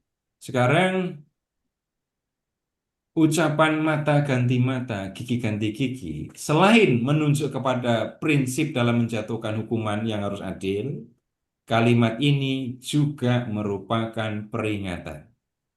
Kalau kamu tidak mau tanganmu patah karena dipukul, maka Jangan pukul. iya, begitu kan? Ibu ngajarin anak-anak dari kecil kayak gitu kan? Kalau kamu tidak mau dicubit, ya jangan mencubit. Jadi mata ganti mata, gigi ganti gigi itu adalah peringatannya. Jangan kamu menyakiti orang lain karena kamu pun tidak ingin disakiti. Nah, seorang rabi sebelum Tuhan Yesus itu merumuskan isi hukum Taurat begini, hanya dengan satu kalimat. Apa yang kamu tidak suka, jangan lakukan kepada orang lain. Itu seorang rabi besar, Syamai namanya. Merumuskan Taurat itu begitu. Apa yang kamu tidak suka, jangan lakukan kepada orang lain. Nah, Tuhan Yesus merumuskannya dengan cara yang lebih positif. Bapak Ibu, sekarang kita kembali ke Injil Matius, tapi bab 7 ayat 12. Matius bab 7 Ya. ayat 12. Apa yang dikatakan di situ? Segala sesuatu yang kamu kehendaki supaya orang perbuat kepadamu, perbuatlah demikian juga kepada mereka. Itulah inti Taurat dan nabi-nabi. Segala sesuatu yang kamu kehendaki supaya orang perbuat kepadamu, perbuatlah demikian kepada mereka. Itu inti dari Taurat, itu inti dari para kitab para nabi. Jadi hukum Taurat kalau diringkas, ini Yesus yang meringkas ya, ya begitu. Apa yang kamu ingin orang perbuat kepadamu, perbuat demikian.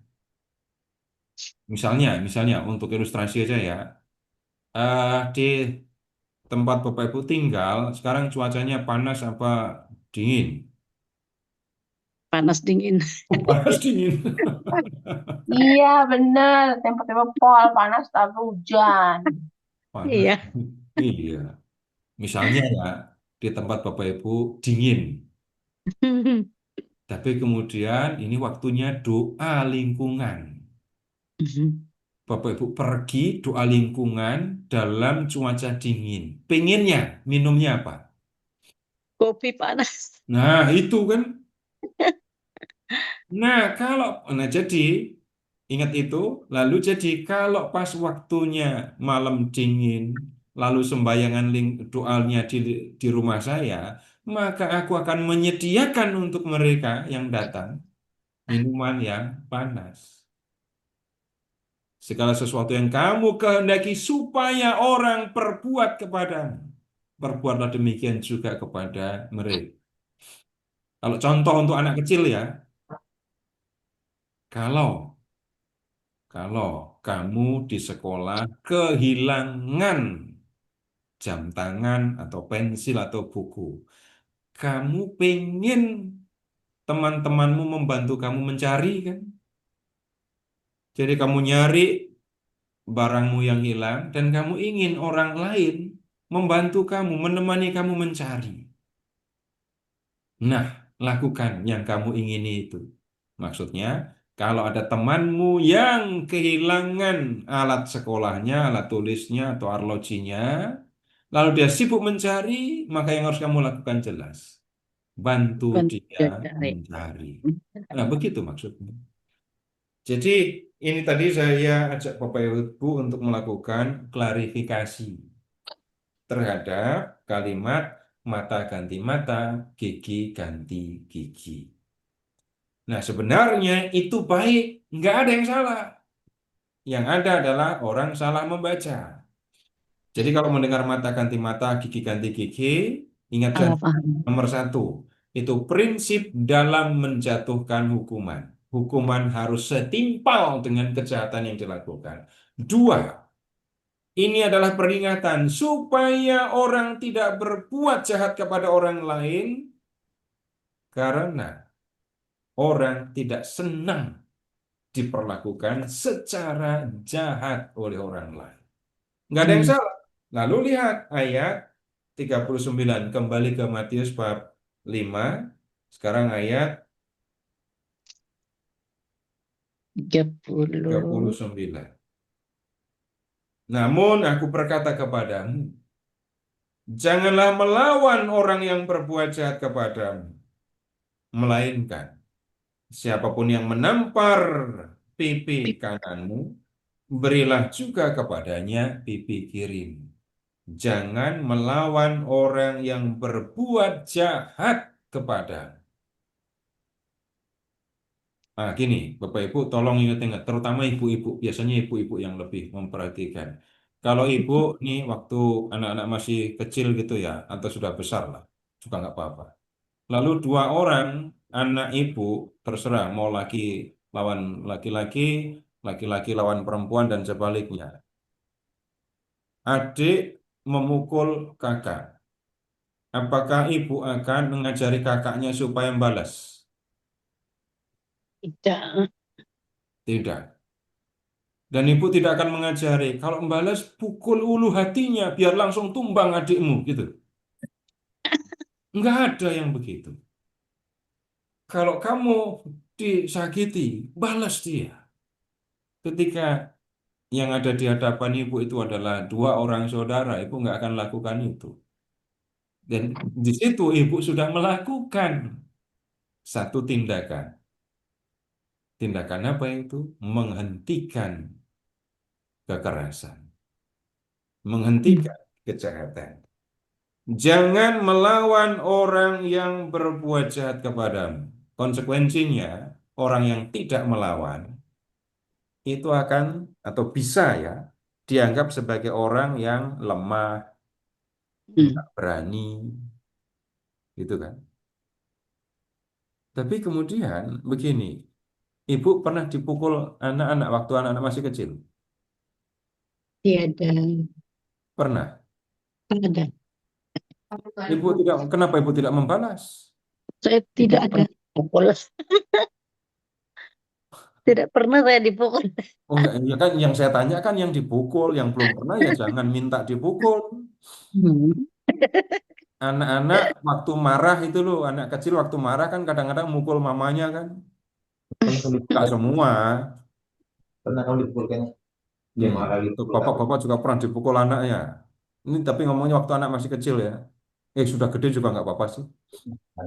Bapak berpikir, ibu berpikir untuk membalas? Enggak. Aneh sekali kalau orang tua berpikir untuk membalas ketika dipukul anaknya. Masih kecil lagi. Nah, sekarang ini begini.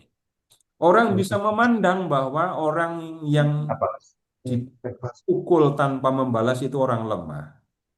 Tapi tunggu, ketika nyatanya Bapak Ibu tadi saya ambil contoh sederhana dipukul, nggak membalas, dan tidak ada yang mengatakan ibu, bapak lemah karena ketika dipukul anak diam saja. Ya, nggak ada yang mengatakan ibu lemah sekali, maksud dipukul diam saja, Bu. Bales napa? Lagi. Kan begitu. Nah, kemudian Bapak Ibu, orang yang sudah melakukan apa nyebutnya ya, kejahatan kepada kita. Bapak Ibu amati, lihat baik-baik. Orang yang memukul saya itu sebenarnya orang yang kuat atau orang yang lemah. Amati sungguh-sungguh. Amatinya bagaimana? Saya tidak bicara tentang kekuatan fisik. Saya tidak berbicara tentang nyali. Tapi saya berbicara tentang mengajak Bapak Ibu untuk melihat kedewasaan dan kekuatan hati serta kemampuan untuk berpikir. Maksudnya lebih lanjut. Kalau orang sudah sampai menggunakan tangan, itu kan tanda orang sudah tidak bisa lagi berargumentasi. Jangan-jangan begitu. Itu salah satu kemungkinan kenapa orang memakai tangan. Karena sudah nggak bisa ngomong lagi. Nah, kemudian kalau ada orang yang memukul kamu, itu bukan karena kamu jahat, kan? Jadi, jangan melawan orang yang berbuat jahat kepadamu. Kamu nggak ngapa-ngapain, orang berbuat jahat kepadamu. Nah, peringatan Tuhan Yesus, jangan melawan, apalagi membalas. Maksudnya apa? Lo kan sakit. Bukan bukan itu yang Tuhan Yesus ajak untuk diperhatikan. Sekarang begini, Bapak Ibu silahkan memperhatikan apa yang ada di dalam diri kita masing-masing ketika saya berbuat sesuatu. Saya menggerakkan tangan, saya mengucapkan kata, itu kan karena perintah otak, kan? Tangan saya, bibir saya nurut. Otak saya bahkan memilih kata-kata untuk diucapkan. Tapi kemudian coba amati lebih lanjut. Ternyata pikiran kita itu dikendalikan oleh yang lain. Maksudnya, Bapak Ibu silahkan mengingat ketika Bapak Ibu sedang jatuh cinta. Jangan-jangan akan seperti Yakub, kerja 7 tahun berasa beberapa hari saja. Tidak, saya enggak itu. Hmm? Kalau orang sedang jatuh cinta, itu ya, orang akan bekerja dengan gembira. Kalaupun masak akan sambil bernyanyi, itu ya. Sama-sama memasak. Sekarang Bapak Ibu sedang jengkel, sedang marah, lalu masak. Pikiran berfungsi ketika memasak? Iya, berfungsi. Mau masak apa, bumbunya apa, dan seterusnya, pikiran berfungsi baik. Tapi amarah saya memberikan suasana yang nggak nyaman di pikiran. Maka lihat cara memasaknya gimana? Ada yang berbeda. Bising periuknya. Nah, kemudian sekarang begini. Bapak Ibu, ternyata pikiran kita dikendalikan oleh yang lain, kan? Mm-mm. Nah, ketika Bapak Ibu sedang sedih ya, perhatikan aktivitas. Bapak Ibu misalnya begini, Bapak Ibu sedang sedih, terus diajak jogging. Gimana larinya ya? Nggak mau pergi. Nggak mau lari, udah jalan aja, pelan-pelan gitu. Nah, sekarang begini, ketika saya mendapatkan perlakuan buruk atau jahat dari orang lain, saya bisa jadi marah, saya bisa jadi jengkel, dan saya punya kecenderungan untuk membalas. Kalau begitu, tindakan saya digerakkan oleh pikiran, pikiran saya digerakkan oleh siapa? Oleh marah. Oke, yang membuat saya marah siapa? Orang lain, lebih tepatnya kejahatan orang lain. Jadi kejahatan orang lain membuat saya jengkel, mempengaruhi pikiran saya, menggerakkan pikiran saya untuk melakukan yang jahat juga. Nah, peringatan yang disampaikan oleh Tuhan Yesus ini sebenarnya maksudnya seperti itu. Kejahatan orang lain jangan sampai membuat kamu ikut melakukan kejahatan. Jangan sampai kejahatan orang lain mempengaruhi perilaku. Nah, Bapak Ibu, kalau ada orang yang terpengaruh ya oleh temannya, kemudian orang ini menggunakan narkoba, Anak ini bisa mengatakan, aku mengakai narkoba karena temanku. Terus dia nggak ditangkap gitu. Nggak bisa. Saya yang memutuskan untuk berbuat, saya yang harus bertanggung jawab. Orang lain mempengaruhi tindakan saya, kalau sampai saya mengikuti pengaruh orang lain, ya rugi kalau begitu. Hidup saya, perilaku saya ditentukan bahkan oleh kejahatan orang lain. Ini aneh dan Tuhan tidak menerima hal seperti itu. Berikutnya, ini kiasan atau bahasa hiperbola yang memberikan tekanan kepada tindakan jangan membalas. Kalau pipimu yang kanan ditampar, orang nampar itu berhadapan ya. Orang nampar itu berhadapan. Kalau kemudian orang yang menampar dalam keadaan berhadapan, itu kenanya pipi kanan. Ini namparnya apa pakai tangan kiri? Kidal. Bukan kidal. Tapi Bapak Ibu coba nanti habis ini diperagakan ya. Berhadapan, lalu tampar pipi kanan, pakai tangan kanan kita, berarti namparnya pakai punggung tangan. Nah, mana yang lebih sakit? Tampar pakai telapak tangan atau punggung tangan? Itu yang tolong dicoba nanti ya. Gak sanggup lah. Nah, sakitnya double itu. Di pipi berasa lebih sakit, tapi tamparan dengan punggung tangan itu juga mengandung unsur penghinaan.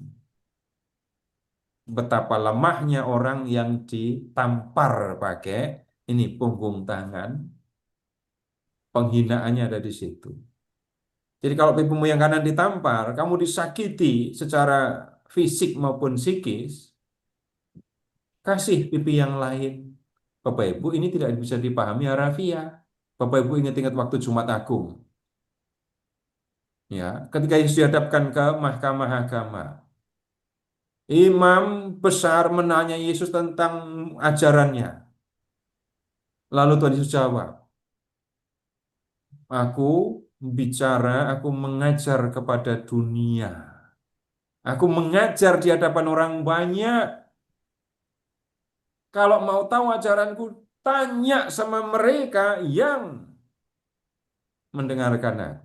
Mereka tahu apa yang aku ajarkan. Lalu seorang pengawal mengatakan, begitukah jawabmu kepada imam besar? Yesus ditampar.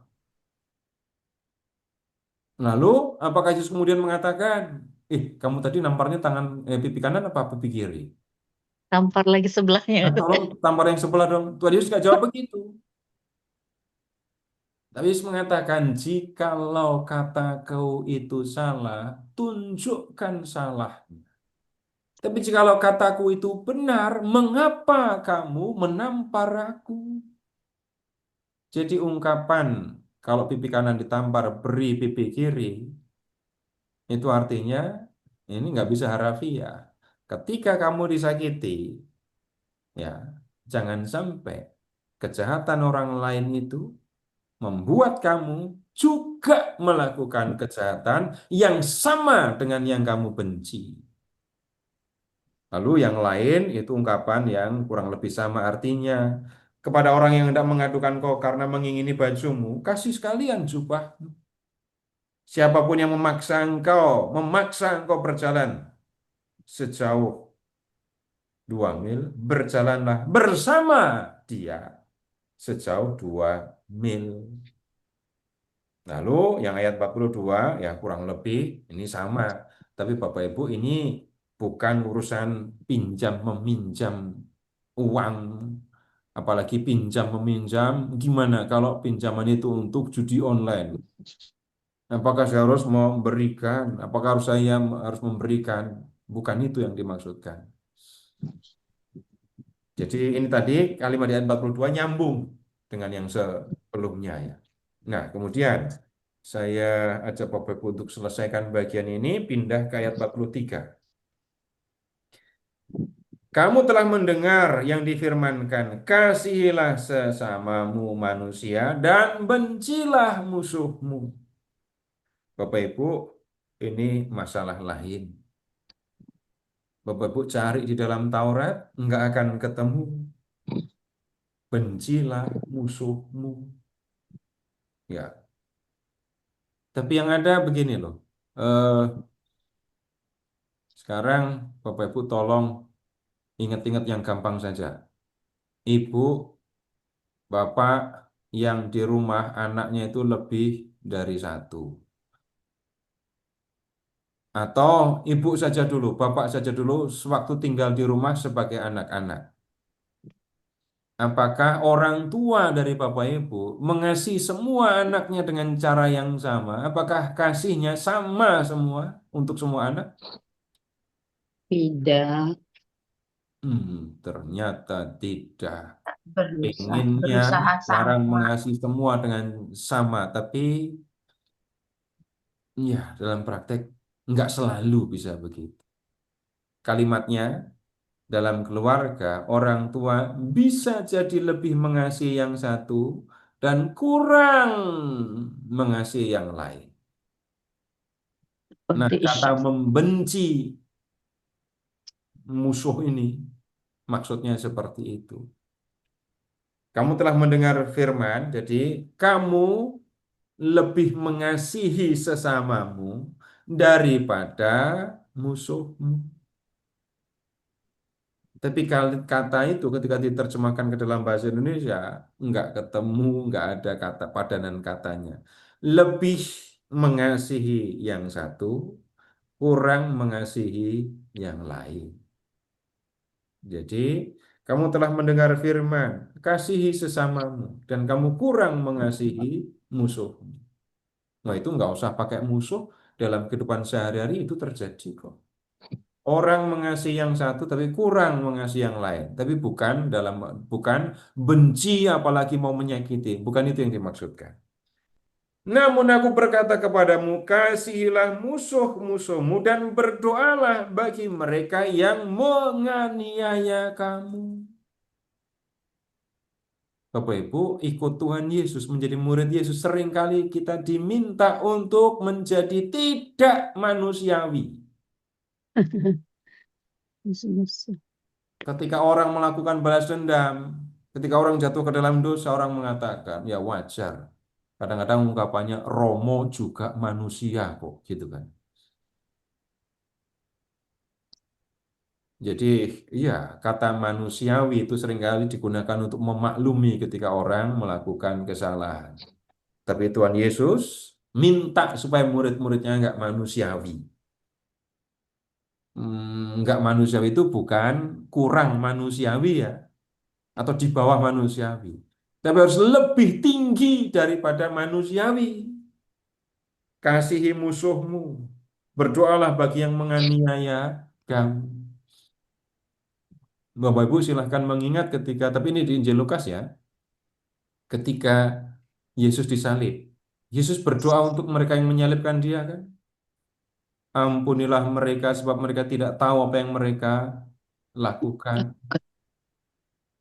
Kemudian, nih begini.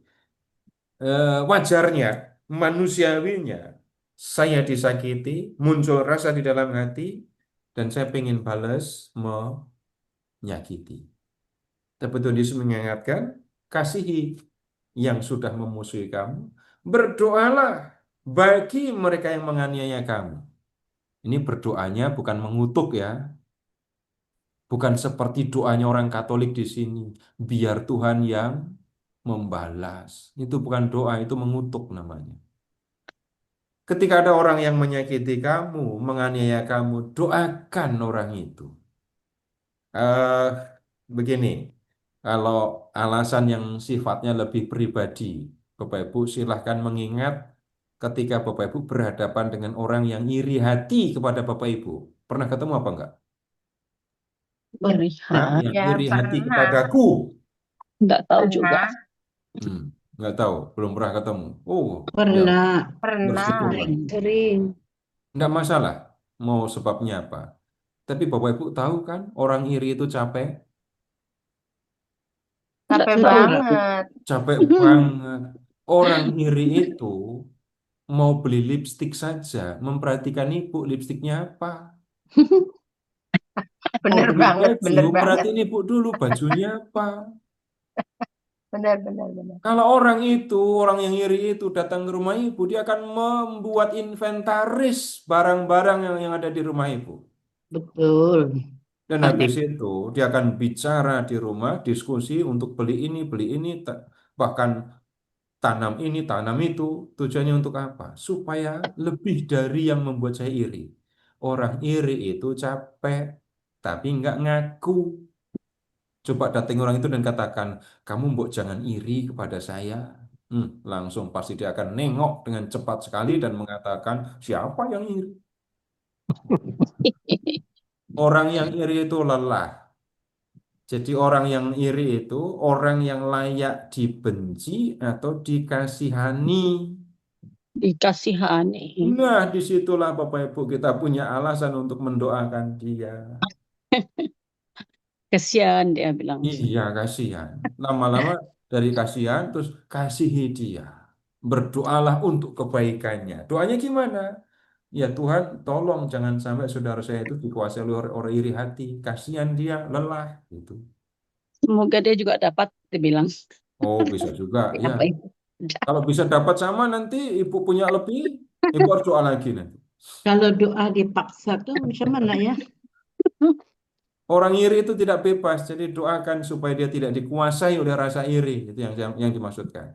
Untuk urusan yang lain-lain sama. Ketika orang melakukan kejahatan kepada saya, amati apa yang sebenarnya sedang terjadi dengan orang itu. Tapi Tuhan Yesus Bapak Ibu memberikan motivasi yang jauh lebih besar daripada yang kita lihat ini tadi. Ayat 45. Dengan demikian, kamu menjadi anak-anak Bapamu yang di surga, sebab Ia menerbitkan matahari bagi orang yang jahat maupun orang yang baik, menurunkan hujan bagi orang benar maupun orang yang tidak benar. Ya, apabila kamu mengasihi orang-orang yang mengasihi kamu, apakah upahmu? Bukankah pemungut cukai juga berbuat demikian? Apabila kamu memberi salam kepada saudara-saudaramu saja, apakah lebihnya perbuatanmu?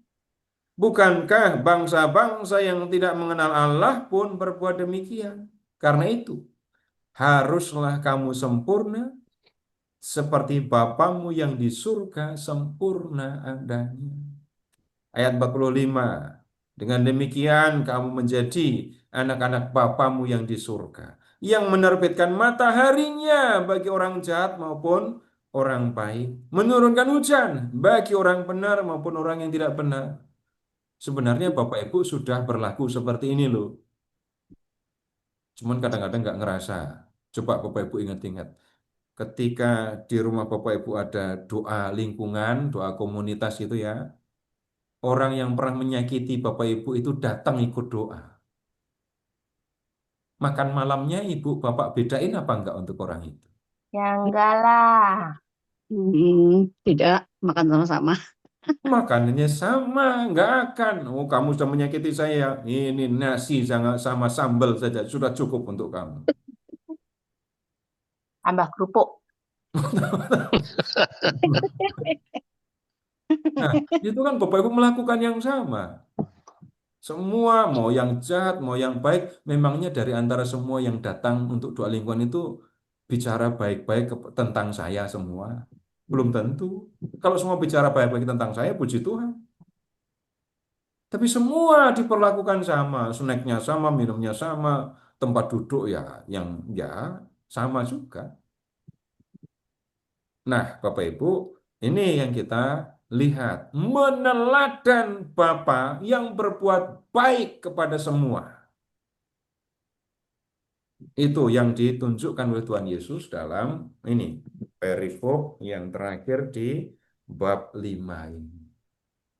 Begitu Bapak Ibu, untuk malam hari ini kita belajar khotbah di bukit, khusus kita bicara tentang Yesus dan hukum Taurat ya. Baik, sekarang mari kita berdoa. Dalam nama Bapa dan Putra dan Roh Kudus. Amin. Amin. Kami bersyukur kepadamu Bapa atas segala berkat yang telah Kau limpahkan untuk kami. Kami bersyukur kepadamu karena Engkau telah menciptakan kami dan mengasihi kami. Kami bersyukur karena Engkau telah menyediakan hidup kekal bagi kami dan Engkau telah mengutus putramu untuk mengajarkan apa yang Kau kehendaki untuk sampai pada hidup yang kekal.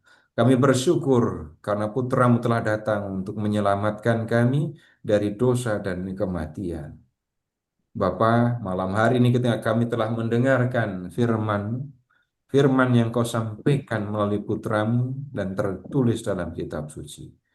Kami mohon kepadamu Bapa, bantulah kami agar kami menjadi seperti Engkau, mengasihi semua orang, baik yang mengasihi kami maupun orang-orang yang membenci kami dan pernah berbuat jahat kepada kami. Bapa, kami mohon kepadamu, bantulah orang-orang, tolonglah sesama kami yang pernah melakukan kejahatan kepada kami, yang pernah menyakiti kami, yang pernah memfitnah kami. Tolonglah mereka agar mereka tidak dikuasai oleh kejahatan. Bebaskanlah mereka dari dosa yang mengendalikan mereka. Tetapi bantulah kami juga Tuhan, agar kami memiliki pemahaman yang benar tentang kehendak-Mu. Bantulah kami agar kami dengan pemahaman yang Kau karuniakan kepada kami dapat membentuk dan mengendalikan diri kami agar kami tetap mengasihi orang-orang yang pernah menyakiti kami. Bunda Maria, kami mohon kepadamu, doakanlah kami. Kemuliaan kepada Bapa dan Putra dan Roh Kudus, seperti pada permulaan, sekarang, selalu, dan sepanjang segala abad. Amin. Amin. Dalam nama Bapa dan Putra dan Roh Kudus. Amin.